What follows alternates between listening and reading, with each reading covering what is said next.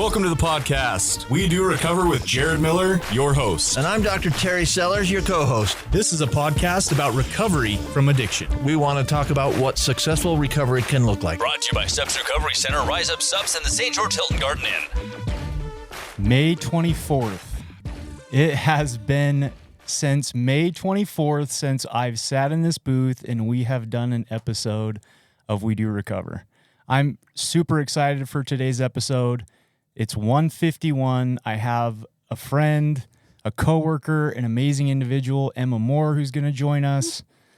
Sellers couldn't be here. He is up north in the Salt Lake City, Utah area at the Sobriety Foundation's gala fundraiser. So I hope that he has a beautiful time tonight. I look forward to seeing all the pictures on Facebook from that gala. Shout out to the Sobriety Foundation. All the love and support for those guys. Donovan, how you been, man? Hey, man, why is it a Utah thing to call areas? The Salt Lake area, the St. George area. Why can't you just say Salt Lake? And why do you have to say Utah? We know it's Salt Lake City, Utah. We can just say, oh, yeah, he's in Salt Lake. He's in the Salt Lake, Utah area next to the Virgo cluster, which is in transit next to Mercury. I haven't thought too deeply into that, Donovan, but I'm glad you have. You guys talk weird sometimes. It drives me nuts. Well, as you guys can hear, we have the amazing, optimistic producer, Sean Donovan, here in the studio with us, a.k.a. Mr. Scrooge. So, yeah, we're rocking and rolling. Cool. Episode 151. It's probably good to mention our sponsors, right? Yes. Emma, it's been so long since I've done this, okay? Emma's like, what did I sign up for? Episode 151 is sponsored by Steps Recovery Centers. Steps Recovery Centers is an adult substance abuse treatment facility. They have all levels of care. They have detox, residential, outpatient, sober living, basically from start to finish. If you or your loved one needs help, reach out to Steps Recovery Centers. You can contact them by calling them on the telephone, 801-800-8142, or visit their website, that's stepsrc.com, to learn more about their program. Me and Emma both work for Steps. You did so good, by the way. Did I? Not being on the horse, you know. We're back to getting on the horse jokes.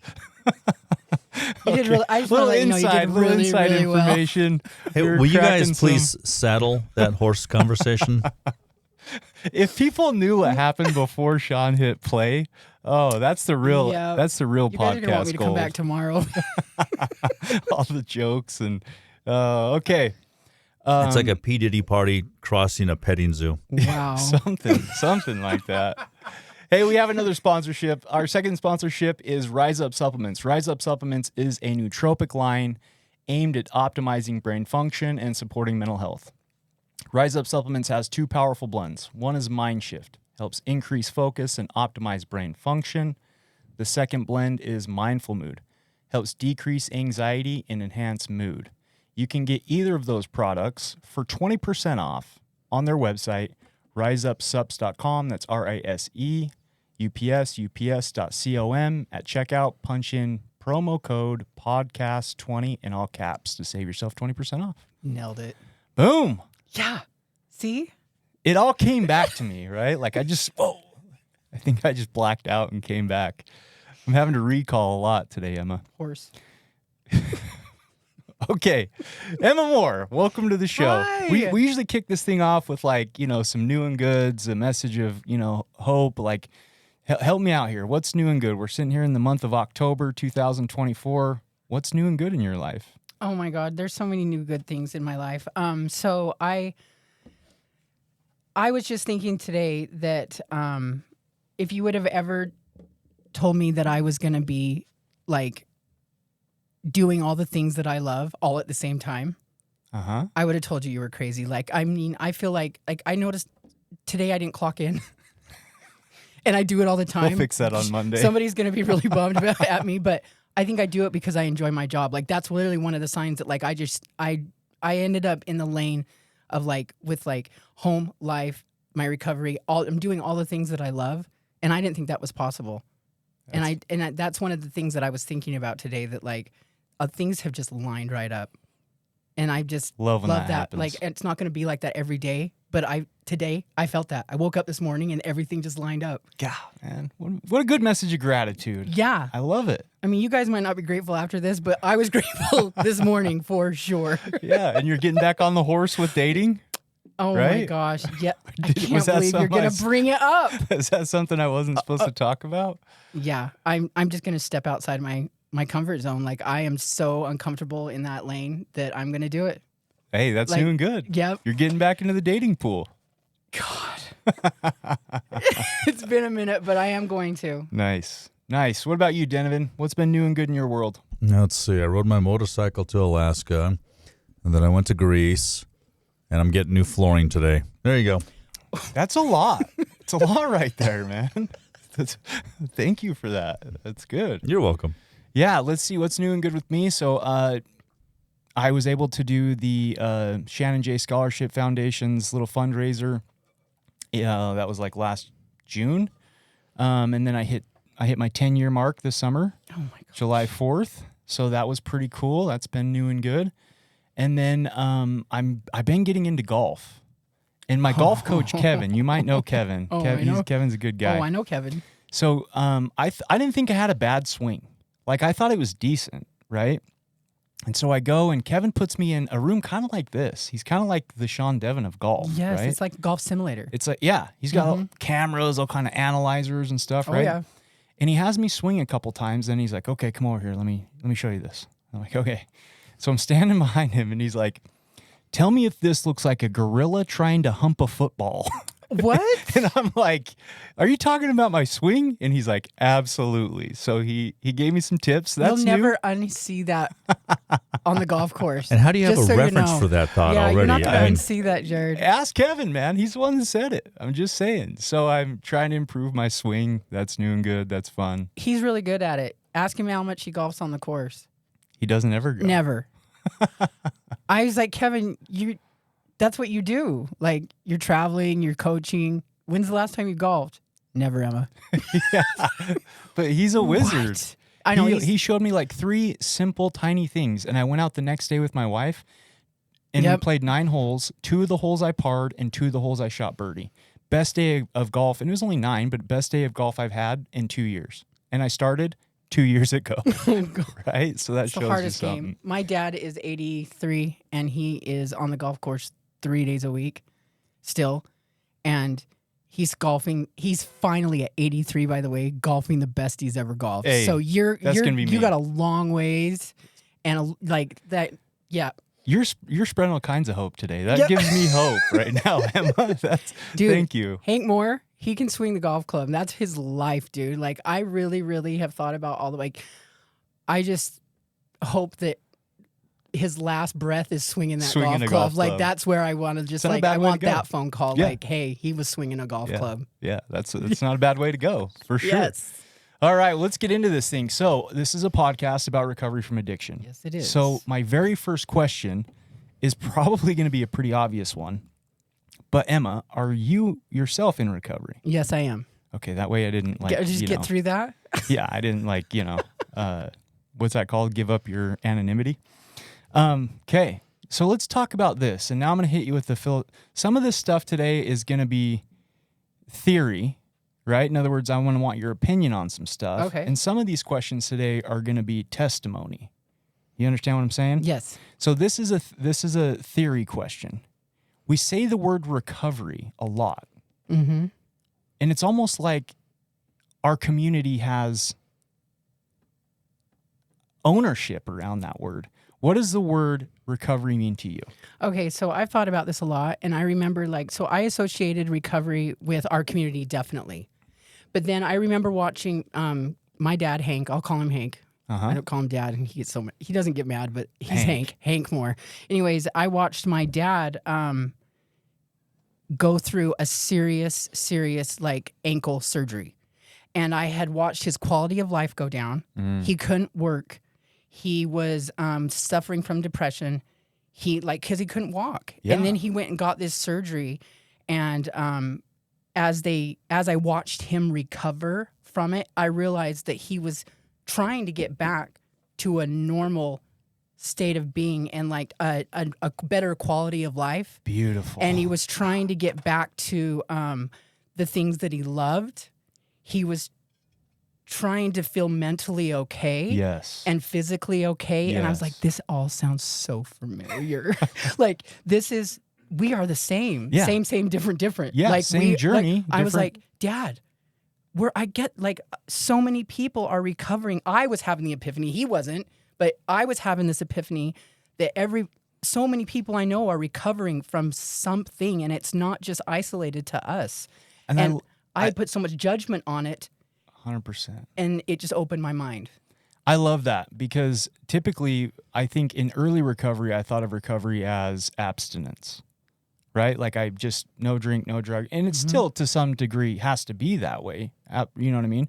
But it's so much deeper than that, Oh, yeah. right? Like it's coming up with I don't want to go off on a tangent here, but it really is. It's so much deeper than that. It's getting back to physical,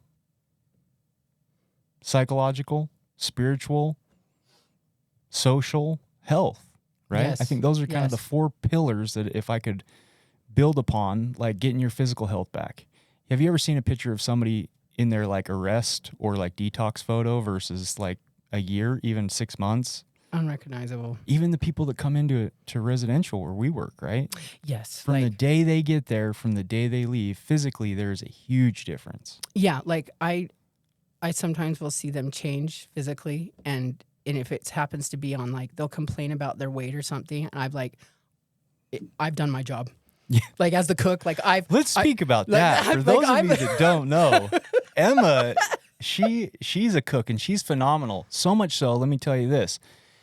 On the days Emma is cooking, our outpatient operation Oh my god. that is miles away somehow magically ends up at inpatient at 12 o'clock because they know Emma's cooked lunch. Last Thursday, I see I see Jared, I see Corey, I see all of our, right, Bree's coming over. I'm like, how is it our staff from outpatient is all coming over here? And then it went, ding, Emma made brownies. That's why they're all Yes. here. So Obviously, I didn't make enough. you're really It was good. a fiasco, you know. You're really good at what you do. Yeah, but watching them, like I see them come through the door, and I can tell they're coming from detox because they've got that little bandage around their arm where they've been hooked up to an IV, and they're like, it. Just like I said before, like I'm doing all the things I love, like watching them come in like that, and knowing that I'm going to be a part of that, like bringing them back to that. They're gonna get a taste of recovery here, and they're gonna start to recover back to that state that we're talking about.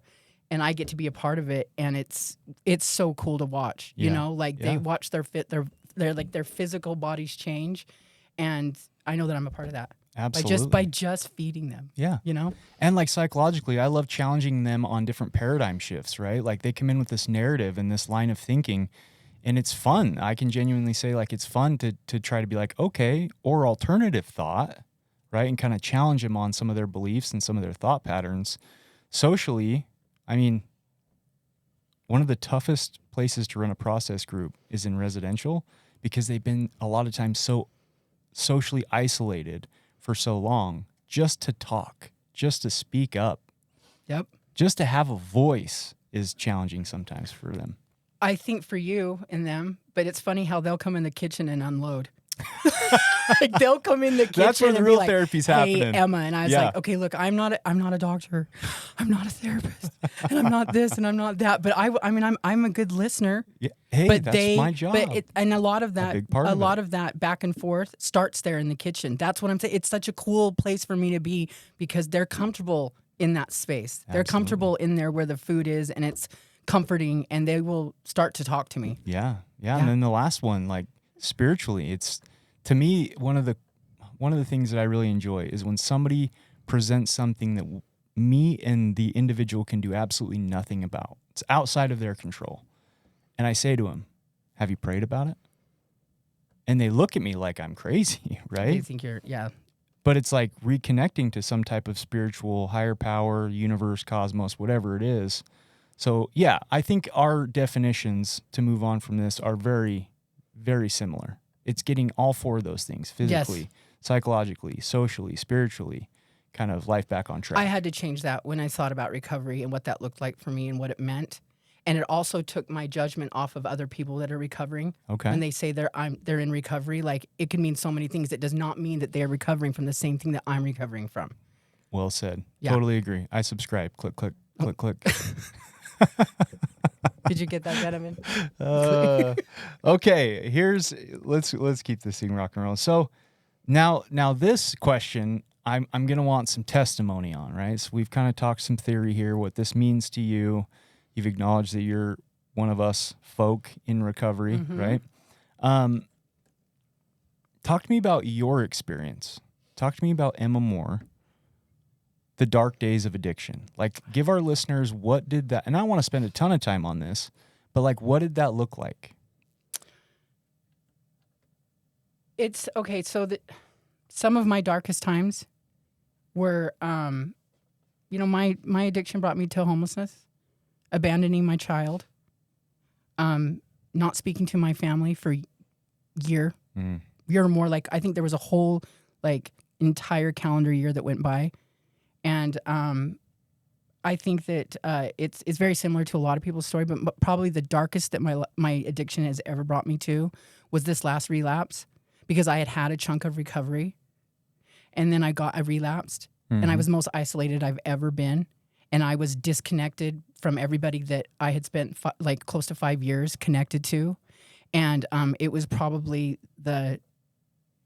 like I had some serious suicidal idolization. Yeah. Like I didn't know if I was suicidal till I got into a therapist, and I was just idolizing it, like I was really like thinking about that. And so it was more passive than active. You weren't attempting, you were just thinking, having thoughts about it and wondering if the next use was going to take me, and if I was okay with it. Yeah. And that had never happened in the 15, 20 years that I had used and come in and out of recovery. I had never had that happen. I was always scared to death to be gone. And I just, this time, the darkest I have ever been is in that moment where I had experienced what it was like to be clean and be in recovery. And then I picked up again, and I was by myself. People that were using didn't even want to use with me because they knew me from recovery. Like they were like, nope. I was going to ask, why do you think that is? Like, what was the belief at the time, or what was the narrative in your head? About what? Like, just that last time out that took you to the place of considering, like, suicidal ideation. Was it because you didn't really belong in the recovery world, but you didn't also belong in the active addiction? Because people, I mean, you're kind of a pillar down here in the recovery I think community. what had happened is that I thought I had missed something and that it hadn't worked for me.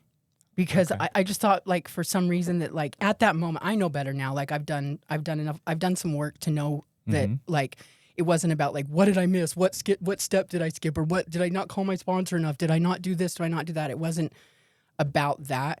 So when I used and I was out there, I was there by myself, and I was missing everybody from the, like, I thought for some reason at that time that, like, it's that's uniqueness. Like, this is not working for me, and I'm ultimately going to die from this disease. That's what I've been told, and that's what I've watched over and over again. I'm going to die from this. And so I also know there was a huge factor that, like, I cannot stop once I start. That whole, like, we hear in our readings, like, this. And I think that's the difference between people that have a substance abuse or an addiction problem and your recreational weekend occasional user, right? And a lot of people don't understand that, but that is our truth. I talk to my clients a lot about, you have to know your truth. I can't tell you your truth. Yeah. You have to know your truth. Yeah, and like, if your truth is like my truth, once you start, you can't stop. No, when it says like, and I know that it doesn't mean actually arrest. Well, I mean, it says like this disease can be arrested at some point and recovery is possible. I didn't know that it was literally talking to me. Like, and I realized, like, I'm arrested, the law has to stop me. Something major like that, like, I have to be yanked out of it by the law. Right. And then, like, so what I knew, like, the next thing was death for me. Like, so Jails, I was playing death. with the idea that I'm done. I don't know how to go back. I can't stop. I'm glad that wasn't your story. Yeah. Yep. Because this opportunity wouldn't be happening, and that's super cool. Yeah, like, I'm actually really grateful for the law. Like, it's a paradigm shift, right? It is, for sure. Yeah, it's a paradigm shift. Yeah, I just to kind of relate a little bit, on that whole paradigm shift. I was even that way like when I was in treatment, right? Because I'd been arrested, done some jail time, got told 365 or early termination upon completion of a program. So I'm in a program and I just have the worst attitude, right? Just like nudge from the judge. I have to do this. I have to be here. And then a counselor actually said to me, you realize you chose this, right? And that really, it's very simple, but for me it was profound because it was like, I made a choice to do this, and yet I'm here this resistant, this defiant, this terminally unique. And so that in a lot of ways, like that's what created that shift of like, thank God I was arrested. Thank God I got to get into some type of program, right? Whole paradigm shift for me. Yeah, like I would say, it was said to me so many times, this isn't happening to you, this is happening for you. And I was like, what are you talking about? I don't know how this is happening for me, but I know now. Yeah. I think a very common thought pattern of people that are like me and you in that state is a victim mentality. Oh. Do you feel like you kind of had a victim mentality back then? I know I did, for sure. I laugh because all day, You were a victim of the circumstances that you created? Oh my gosh. I say that to my clients now. Like, hold on, so let me get this straight. You did this, and now you're a victim of the circumstances that you created. And again, it's all from love, right? But sometimes you got to realize that. Well, and I think it's interesting to watch, like where I get hemmed up is like my child is doing something or like my family member's doing something, and I'm like, I'm clean. Why are you doing that? And then I all of a sudden have to remember, oh, I created this. Yeah. Some people aren't talking to me because I created that. Some people hide their purses when I come in the house because I created that. And my child isn't quite sure if he trusts me yet because I created that. Yeah. And I didn't realize that. It took me a long time to get to a point where before I react to it, I get that. I remember that. I feel like that's super important though, right? Because is as heavy as that is, right? And is like tough as that is to face, if we're the ones that created it and we take accountability and ownership of it, we can change it.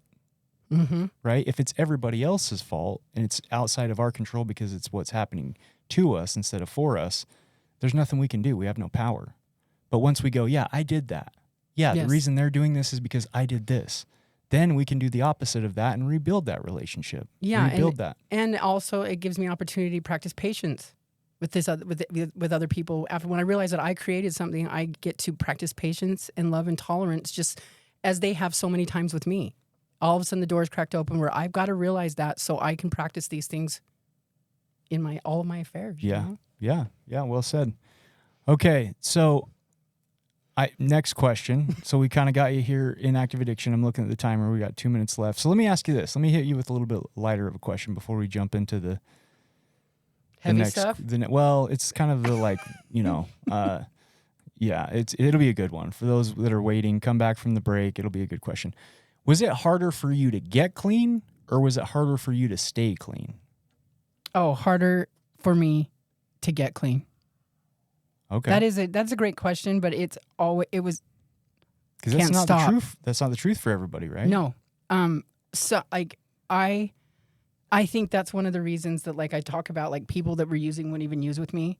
And then when I would ask them why, they would say because recovery does well on you. Being clean does well on you. Once I got clean and realized that I liked myself clean, that took a minute. But after like some work and at some time, I had to give time. Mm-hmm. And once I realized that I liked myself clean, it was easy. It was easy for me to stay clean. And it was like, it was a lot about self-love. It boiled down to self-love and like knowing what to do with myself clean and loving myself clean. And it was so much harder for me. I mean, I am a retread. Like so you've done a little bit of both. It's hard for me to get clean once I start. Okay. And it was like, that like I've been able to put some time together each time because it just seems easier for me when I'm clean. Got you. Yeah. Got you. Yeah. Some people that's not the case. They really struggle. Like I've had friends literally say to me, I am so uncomfortable Sober. clean. I'm so uncomfortable clean that I don't know how long I'm going to make it. And it makes so much more sense to go back out using. And it does make sense to a lot of people. When you've done it 20 years of your life, of course it's going to make sense. Yeah. That's why I don't get upset with people. People freak out when they relapse. And I'm like, we are definitely going to come back to this because I'm holding on to a whole lot of stuff over here that I want to add to this part of the conversation. Thank you so much. It's been a beautiful first half. We'll be back right after this short little sponsorship mention. You are listening to We Do Recover with Jared Miller and co-hosted by Dr. Terry Sellers. We'll be right back after this short break with more of We Do Recover with Jared Miller. Brought to you by Steps Recovery Center, Rise Up Subs in the St. George Hilton Garden Inn. If you or your loved one is trapped in the cycle of addiction, there is a way out. At Steps Recovery Centers in Utah, we believe in second chances and new beginnings. Our evidence-based treatments, compassionate staff, and supportive community guide you on the path to recovery. It's time to reclaim your life. Take the first steps towards freedom, resilience, and a brighter tomorrow. Reach out to Steps Recovery Centers today. Recovery starts with you, and with Steps, there is always hope. Call us or visit our website to learn more.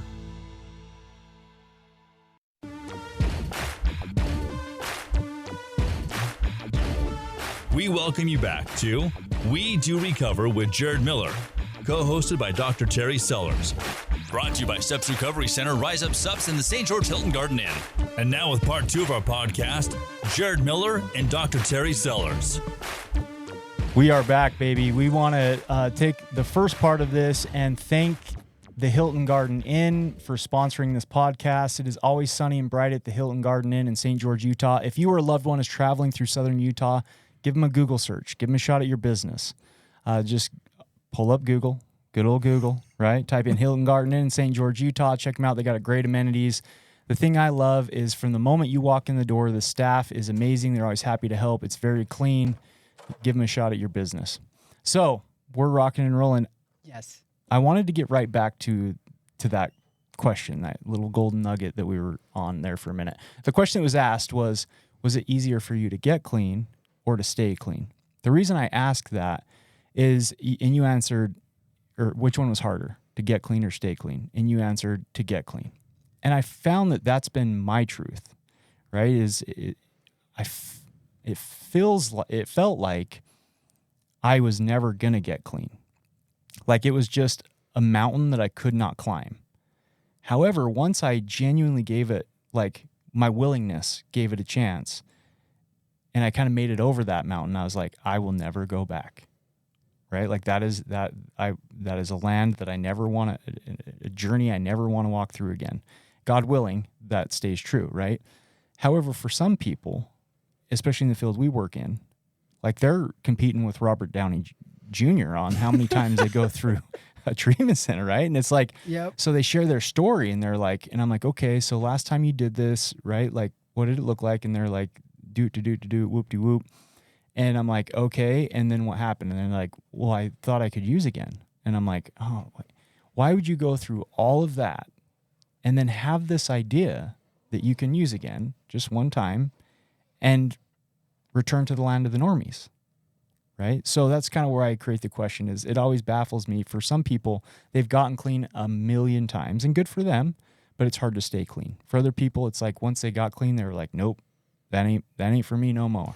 Well, and I think for me, I have to say, like, was it harder for you to get clean or to stay clean? Mm-hmm. I'm by myself. It feels like trying to get clean. But once I get here, I don't do anything by myself. I'm not staying clean. It is like Well said. we are all doing it together. And if I don't remember that, and I say it very loudly, because Okay. the reason that I am clean has been a whole village of people. Yeah. And I have to remember that I'm not alone. As soon as Emma thinks she's in charge of like being clean, Uh-huh. I'm in trouble.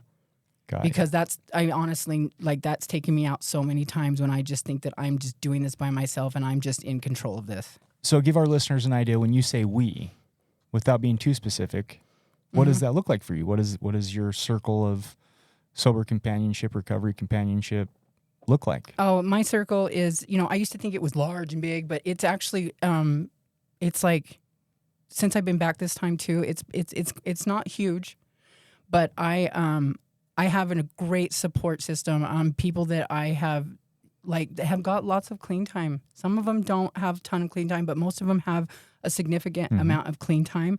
And I watch what they do so I can keep that clean time. I have... You don't have to reinvent the wheel. You just duplicate it. No, but it's like I also gave myself permission coming back this time that like that support group can widen. Like it does not have to be within like the one fellowship that I belong to. Like I have like people that I do art with that are super supportive of my recovery. I have the place that I work, which always helps. And then what's so cool is that my family has like gained their education about this because they embarked out on that journey. They decided that they were going to become more educated in having a family member that's battling this. Sure. You know? And so like so they no longer contribute to the problem by enabling. Yes. And so put like up with your lies and scandalous stuff. And that includes my child. My child has got quite the education in this, and he's been open-minded about it too, you know, taking the judgment off the table and finding out like how can we support Emma, Yeah. you know, without enabling Emma, without, sure. you know, doing all the things that didn't work before. Yeah. So, and you know, and I had to give myself permission to that because I always just like kept my recovery away from like my family, like I just separated the two. But I've been able to kind of bring it all together, you know, and I think that that was like, you know, on a spiritual level, like that was like almost a spiritual awakening when I was able to get all of those things like together Yeah. and know that my support system goes way beyond what I thought it was, you know, and it's like, it's and not. then you're living authentically, right? Because you're not two different people around your and family it's not around these like friends, around your art friends. Like you're just Emma no matter where you go. And it wasn't about like the quantity of people that were supporting me. It was like in all areas of my life, there's support. Yeah. And I just had to realize that.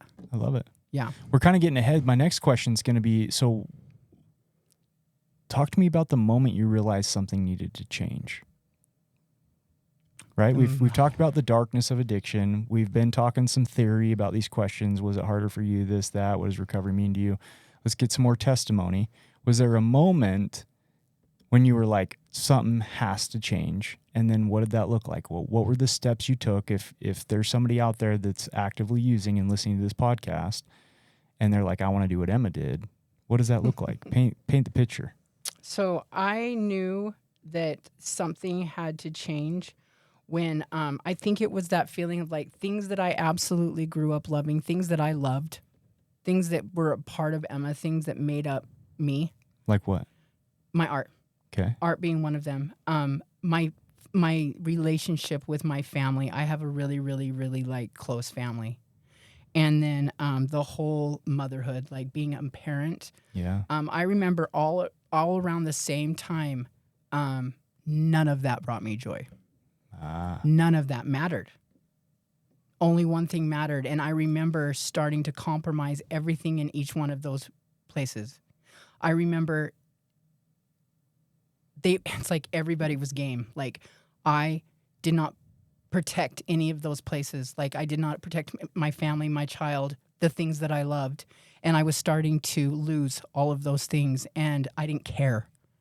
And that was really, really frightened me. Like I don't care. And there was like, I was starting to like not feel anything. Right. And that really, really scared me. And I remembered thinking like, okay, so I don't remember always being this way. That's for sure. I don't remember always being this way. Was there a specific time or like event that led you to this thought pattern? I remember, I think that the time that this happened to me was homeless on the streets. Okay. I think that's when that was. Like when you took a look around and took some inventory of yourself. It was 2017. I remember. Okay. That year very well because I was homeless on the streets and I was in contact with nobody and that knew even who I was. And I was away from everything that I loved. And that like when I like that serious like lack of joy and those like I was lacking feelings that felt so human. Right. I didn't have. And like that, I mean, to a level that like I wasn't sure if they were ever coming back. And I remember that something has to change.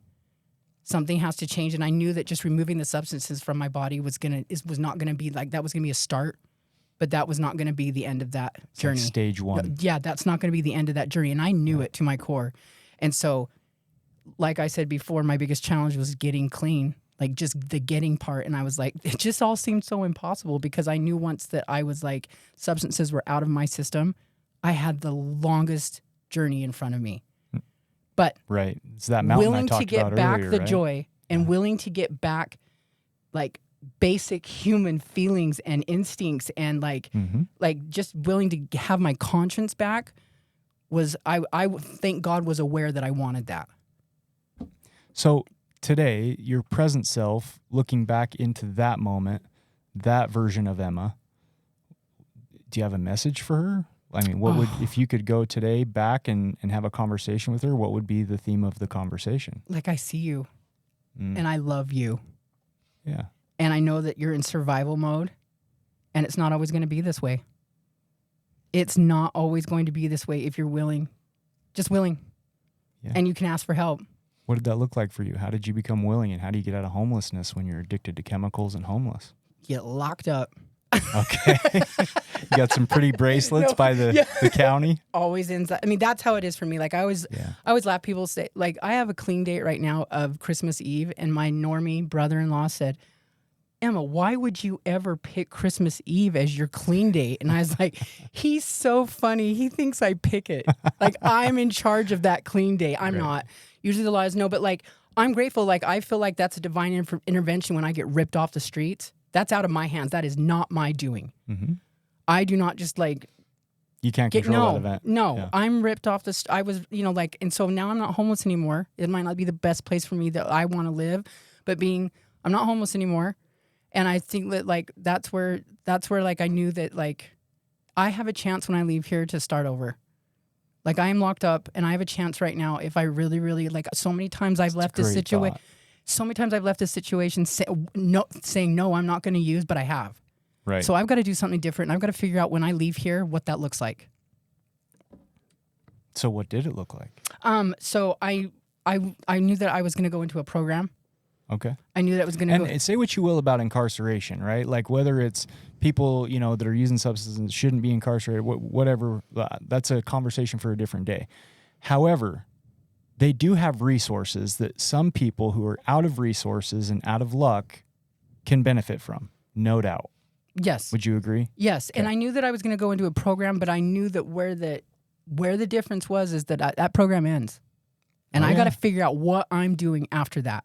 What kind of support system I'm building, and then like what am I going to do? Like, am I going to do some serious work? Am I going to dig deep? Am I going to figure out am I going to figure some shit out, So I've got to figure out like what I'm doing after program. Yeah, that was huge for me. I completely agree. I tell people this, right? And I work for a treatment center. A treatment center sponsors us, and I love those guys. And I'm pretty sure if the owners of Steps were on here today, Ty and Paul, they would agree with this statement. A treatment center is going to pull you out of the subways of life. Okay? If you think about this from a philosophical standpoint, when we're in active addiction, we are in the subways of life. It's dirty down there. It stinks down there. You're coming and going constantly, right? You don't get any natural light. You don't get any fresh air. Coming up out of that subway of life is what they can help with. Giving you an opportunity to get some fresh air, get some sunlight, take a look around, have a hard think about some things. Ground level. Where you go, thank you. Where you go from there is totally up to you. Yeah. Right? And hopefully the things that you learn in that process of walking out of that subway of life, you can duplicate to make it once you get up to the ground level. But I would completely agree. Like nobody completes treatment and is like has a 6-figure income and a $500,000 house and a Mercedes. And not that those things are important, right? But it's a head start. Yeah, and I think that like all those physical things are obvious. For me, it was something spiritual. Like I knew that I was lacking something. Like, and I'm talking about like my spirit. Like I believe that you have an amazing spirit. Thank you. Donovan over here, I believe you have an amazing spirit. Scrooge has an amazing spirit. A spirit. And when I use, and over all the years of using, that really bright spirit just went to sleep. the two of them could not coexist together Yeah. with the substances and the damage and the wreckage and the hurt and the trauma. And that bright spirit that I have needed to come back. And like, so the spiritual awakenings for me along the way have been that when I feel my spirit just light up. And like, I knew that I needed some of that back and that it was going to fix that lack of joy and that lack of like, Lack of human. lack of human that I was. And I knew that so like every other time I would come back and try to get all the physical things back. Mm-hmm. And then it ended up, I still felt empty. Right. And so I know that like when things needed to change, that was the big one. Like I had to find something, or I had to do something, or like be patient enough to wait for something, for like make space for that spiritual thing to happen. And I never ever left space for that before. And so I had to be patient. It's beautiful. Yeah. Yeah. Yeah. And it's so much deeper than all the superficial stuff I talked about, right? Like, yeah, that's amazing. Okay, so here you are in recovery, doing your thing. I believe that a big part of what I consider recovery is taking an inventory, right, Yes. of yourself constantly. Yep. Like I tell people, sometimes I feel a little foreign in the rooms because the way I learn the 12 steps, I don't think traditionally, maybe I didn't learn them right, but I always learned 9 steps to freedom, 3 steps of maintenance. Does that make sense? Yeah. So continue to take inventory, right? When I'm wrong, promptly admitted it. Continue to spiritual contact, right? Continue to spread the message. Like that's all kind of my maintenance stuff. For you, what is it you feel like in this maintenance phase, if you would consider yourself in a maintenance phase, what is it you're working on today? Like, how are you working to improve Emma? Well, I think I feel like I'm always in 6 and 7. Okay. Like with character defects. Like for me, like everything past 5 is like, I feel like I'm in college.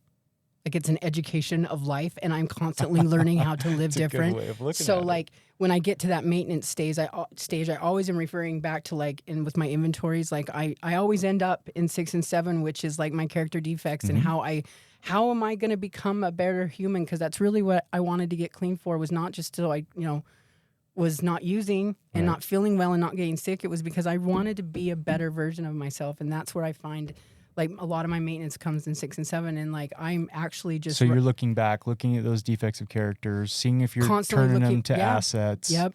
Got you. Yeah. And then, my like living amends. My living amends is a huge thing. Like I feel like I'm always in a living amends. Like I'm spending most of my day mending things that I wrecked in a sense that like, or I'm about to wreck. How's that? Like I'm like in this living amends, and like if I haven't wrecked it, I'm gonna. Yeah. I could relate to that. Yeah. So like a lot of my maintenance, like I have an unbelievable sponsor too. I've had her, she's been in my life for 9 years. She's never left me. That's amazing. Whether she was my therapist, like at one point she was my therapist, and then like I came back and she ended up years and years later became my sponsor. And we've been together for so long that I don't know what life would be like without her. Yeah, that's amazing. And I've had an amazing guide in the program. Like I am no good on my own, and she is my guide. And so like that's the way I look at it. She's just guiding me. Yeah, I love it. And Is there anything specific that you can think of, like that these days, lately, that you're trying to work on? love. I'm talking self-love. Okay, self-love.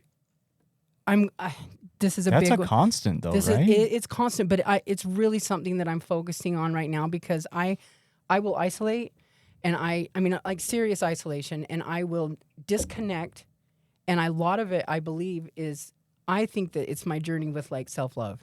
Okay. And so that's something that it is a constant thing, but like I'm really hitting that hard right now, and trying to check myself, and talking to others, gathering information, like asking other people about it, instead of staying isolated in just my physical, but in my mental. Yeah. Like gathering information, finding out that I'm not alone, and that there's actually hope. Like people have been in the same state as me, and they are recovering from like just not loving Lack of themselves. self-love. Yeah, lack of self-love, self-confidence. Yeah. Yeah.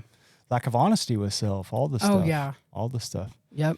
Okay, let's hit you with another one of these one of these Look hairball how many questions of questions mine. you have over there. I know. Jeez. What advice would you give to a newbie? What advice would you give to a newbie? Like what's the basics that they need to start this path that you're on? Like the first thing that comes to mind is safe.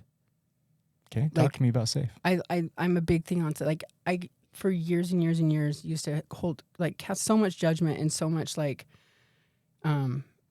fear on the person that's just getting clean, even though I was one of them for so long.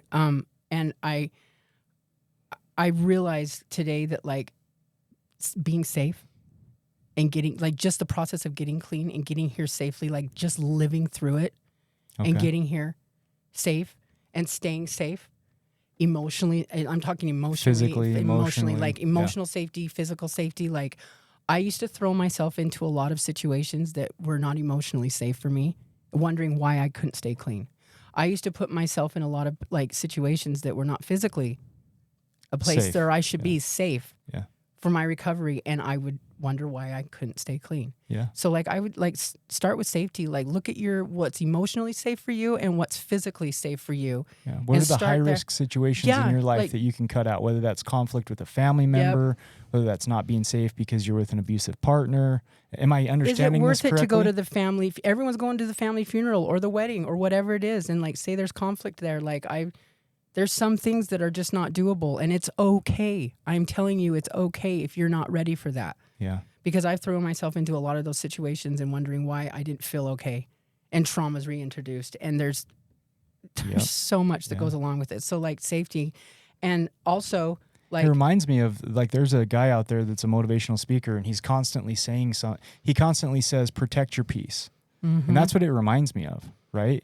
Is like protect your peace. If there's a situation, if there's some type of circumstance that you might put that peace in jeopardy, you're saying it's okay to avoid that. It's okay to, you use the whole like if there's a funeral, like it's okay to Well, I mean, disappoint like, your I've seen family that if it so many means you times. Like, staying saying, "Put up-" clean. Yeah, I've seen that one so many times where people are like, but like someone in the family died, and like, but you got all this trauma with your family, emotional trauma with your family. Like, I had to allow myself and give myself permission not to step into that. And there's current things I have going on with like a last relationship where like I just recently had forgot that and remembered that like I don't need to do things, like I don't need to reintroduce some of that and put myself in a position where I am not risk, feeling not safe safe. emotionally, you know? Yeah, that's a good one. I have to constantly remind myself that, and I think that like that helps you get into that stable, like build a foundation. Like you can focus on building a foundation where like you can get in, go reintroduce yourself to those things when you're a little bit stronger. Absolutely. And you're not emotionally a wreck, you know? Yeah, absolutely. And I think that also we have to be around each other. I watch so many people come in, they want it so bad, and they're new, and they just aren't willing to stick around long enough to make a connection with another person that's just like them. Yeah. And I think that all has to do with sharing where you're at, the honesty and the Talk to sharing me where you're about at. that. Like, so for years and years and years, I was in the rooms and I was sharing, and I was sharing so surface, and I wondered why I couldn't make one connection with one Yeah. person. Mm-hmm. People I've known for 20 years. It was all superficial. Just didn't know who I was. And I realized that I was not sharing where I was at. And it was funny how as soon as I started sharing exactly where I was at, people started loving me right where I was at. And they started to relate. I was not relatable because I could not share where I was at. But it took me a minute to get there. So like I tell that to It's scary to be vulnerable. yeah, I tell that to everybody that's Yeah. new though. Like, you want to get a jump start on some things?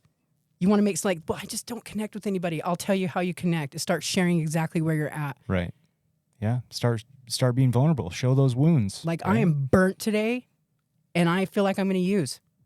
I don't think we hear that enough. Like, I feel like I'm going to use. Yeah. We're all these addicts running around in recovery and wondering, like, no one's talking about the days that we really, really want to use. Sure. And I think that that's important. Yeah. And then you let people know where you're at so they can check on you, so Yeah. they can love It's on you. They okay can, yeah. To It's good. like have years of recovery and like say, hey, I really want to get high today. Yeah. And I'd much rather you talk about it than be Yes. about it in that Mhm. situation, right? Yeah. That's how absolutely. you can stay safe. Yeah. Letting us know where you're at or like that you want to use. Yeah. Great answer. Great answer. Got about 2 minutes here. I'm going to hit you with the last one. Okay. So we did the whole looking back. What would you say to Emma in active addiction? What would Emma in active addiction have to say to Emma today? If she had a message for you, what would it be? So all those things that you thought that your addiction was going to take from you, like that creative part that I'm so very, very passionate about, and the people that you thought that you were never going to have a relationship with again, and all those people that you did all those dirty things to, they're going to be back in your life. And there's definitely a day where you're not going to think about using. It's beautiful. And you're also going to learn that it's about love, loving other people, loving yourself.